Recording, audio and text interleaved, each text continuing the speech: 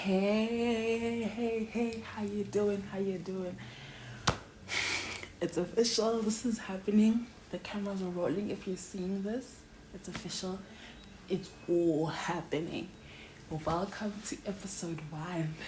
Episode episode 1 of Dear Diary. It's me again. I am your host, Marichava Tsebe. Hey. Well, I would like to believe that a lot of us have a similar narrative, right? We relate on some level when it comes to certain things, right? So that may be, some people have absent fathers and people can relate on that level. And that I want this platform to just be about discussing some of those things and how they can impact us and things to look out for and how we can improve on those things. And it's not me trying to tell you what to do and what not to do because I'm not a professional. I've noticed, right, that a lot of the times we may be going through similar challenges, but we kind of just keep to ourselves. I'm not saying we should get into the internet and just, no. I really don't believe in healing on the internet. I think it can get a little bit messy, but a lot of the times you would find that you're going through something and you just want to keep to yourself. You're like, no one can know. And then you finally share with someone else and they're like, girl, same, actually. You might not have a solution right there and then. You find comfort in the fact that, at least you have someone to lean on, someone who can relate. You know what I'm saying? Okay, so you might have some advice that you can, share that will bring guidance. Help us navigate this journey of life. Really, theme for the next couple of episodes. I think the next 7 episodes is going to be growing up black. This is not to say if you can't relate, this is not for you. I think just listening in, dropping your thoughts is always welcomed, but please let's keep it respectful. And just be cognizant of the fact that we're different. The first subcategory for that is childhood memories.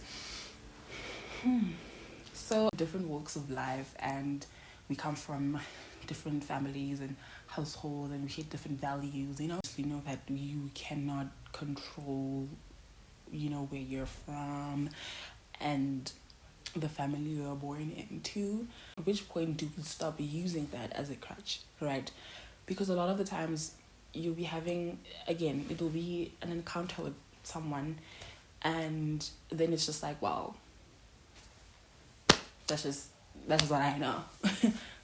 I can do nothing about, that's just what I know, right? When I think it's one thing for someone to just not be aware because they're around those people all the time, right? Because you're in that environment and that's how people speak and act and whatnot, right? But when you go out of that environment and you go into another one and then someone calls you out on it, how do we move forward and say, okay, now that you're aware that this is actually problematic, this is not okay, how do we kind of, reel it back in? And a lot of the times I know people would just say, well, that's just how I am, I can't change who I am and how I act and how I think. But I really do believe that it starts with you. It does get problematic if that's always the excuse. I would like to believe that I could take a joke, a little jokey joke. It's okay. Let's have a good kiki, a good rah-rah. I'm down with it.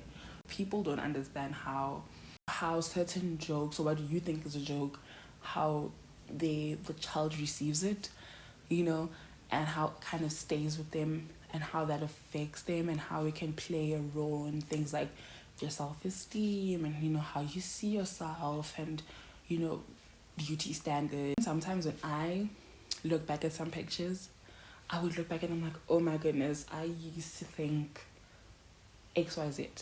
And I used to think, oh my goodness. In that moment, I was just like, oh no, I don't like how this sits on me. And look at this and look at that.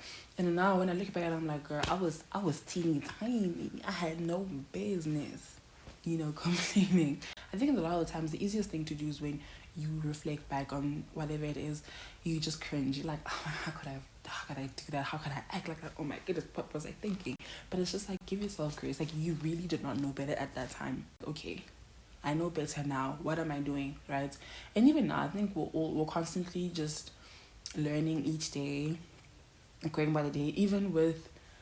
You'll even find that you think you are like well versed on something, like this. I think you might find that that's just the surface, and there's so much more to learn, and there's more depth to whatever thing is. I think it's just important to just speak life into people and just be so kind, because one little joke, hey guys, you might think, oh no, you're probably not even gonna remember that, and now the thing is always just like replaying in that person's head, right? Whatever was said to that child's gonna grow up thinking that they're ugly. That child's gonna grow up thinking that they'll never be good enough. That child will grow up thinking that they're not worthy of X, Y, and Z, or worthy of love. Just speak life into people, especially children, especially at that young age. And even right now, like, I don't think it's ever too late to do that. It's never too late. It's never too late for some words of affirmation. I am confident. I am beautiful. When you like have your new clothes on and people be like, that's my girl. I think in a way that's affirming someone. This is a little ding ding ding quiz time. Then insert the light bulb. Ding. Okay, let's go. How did you know when you were younger? How did you know that it's time to go home? Like it was home time. 1 mark. There we go. Another one. There are multiple factors that contribute to the environment that someone is raised in. I think that's a better way to phrase it. That is pretty much about it when it comes to childhood memories and how there's so many levels and layers to this. Like, it really is that deep. It is. So let me know what role you are playing in making this world a better place. See you in the next episode. Bye.